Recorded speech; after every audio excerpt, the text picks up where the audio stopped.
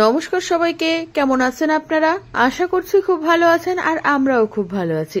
পূজাস ব্লগের নতুন আরো একটি ভিডিওতে আপনাদের অনেক অনেক স্বাগত। তো চলুন ভিডিওটা শুরু করা যাক তাহলে। এই দিনটা আমাদের সকাল শুরু হয়েছিল ভোর 4টে থেকে, আর এখন বাজে ওই সকাল 8টা মতো।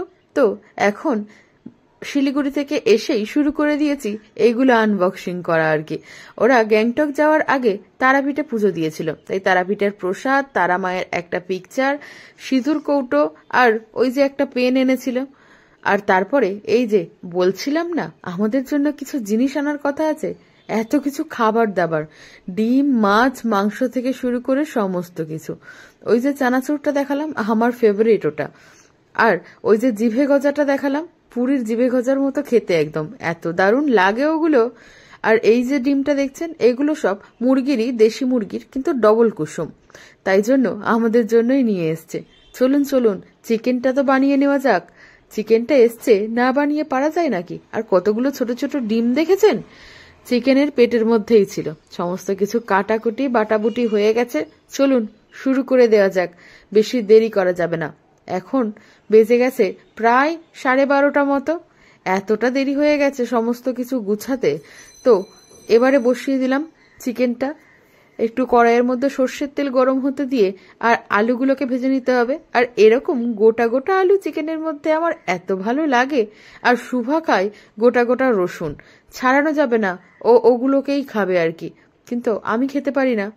চেষ্টা করে দেখব যদি আজকে দেওয়া যায়।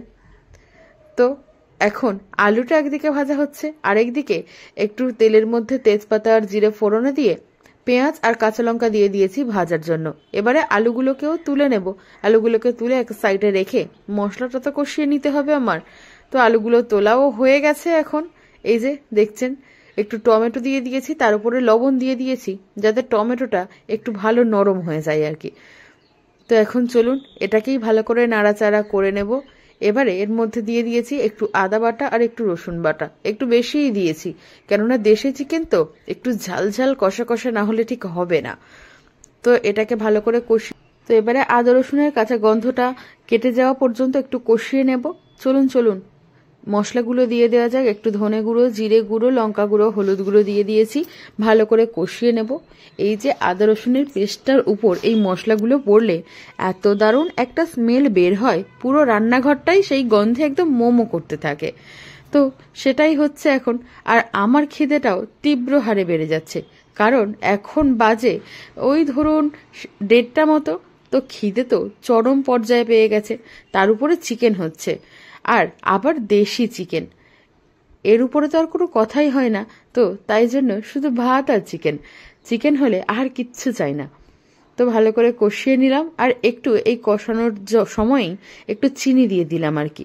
চিনি বাঙালি প্রত্যেকটা রান্নাতেই ব্যবহার করে থাকে, চিনি ছাড়া আমরা দেখতেই পাই না অন্য কিছু। চলুন ভালো করে কষিয়ে নেওয়া যাক। একটু ঢাকা চাপা দিয়েও রান্না করে নেব, আর তারপরে প্রেসার কুকারে দিতেই হবে, না হলে তো এগুলো সেদ্ধই হবে না। এই যে এখন ঢাকা দিয়ে দিয়েছি। একটু ঢাকা চাপা দিয়ে বেশ 5-10 মিনিট মতো রান্না করে নিতে হবে। তারপরে আবারও ঢাকা খুলে আর একটু নাড়িয়ে চাড়িয়ে আলুগুলো অ্যাড করতে হবে। এই যে দেখছেন, এবারে ঢাকাটা খুলে নেব। কতটা জল বেরিয়েছে দেখুন।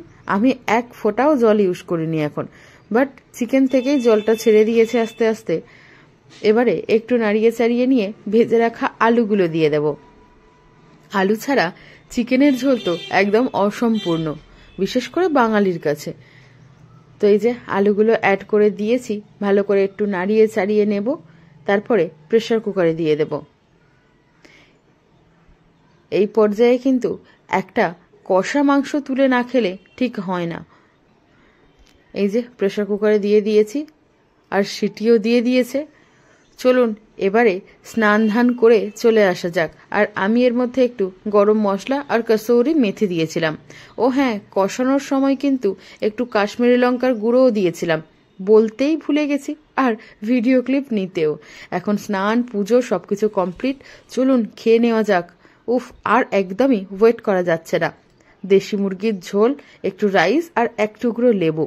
দেশি মুরগি হোক কিংবা খাসির মাংস, এগুলোতে এক টুকরো লেবু না হলে ঠিক যেন হয় না। লেবু এদের স্বাদটা 3 গুণ বাড়িয়ে দেয়।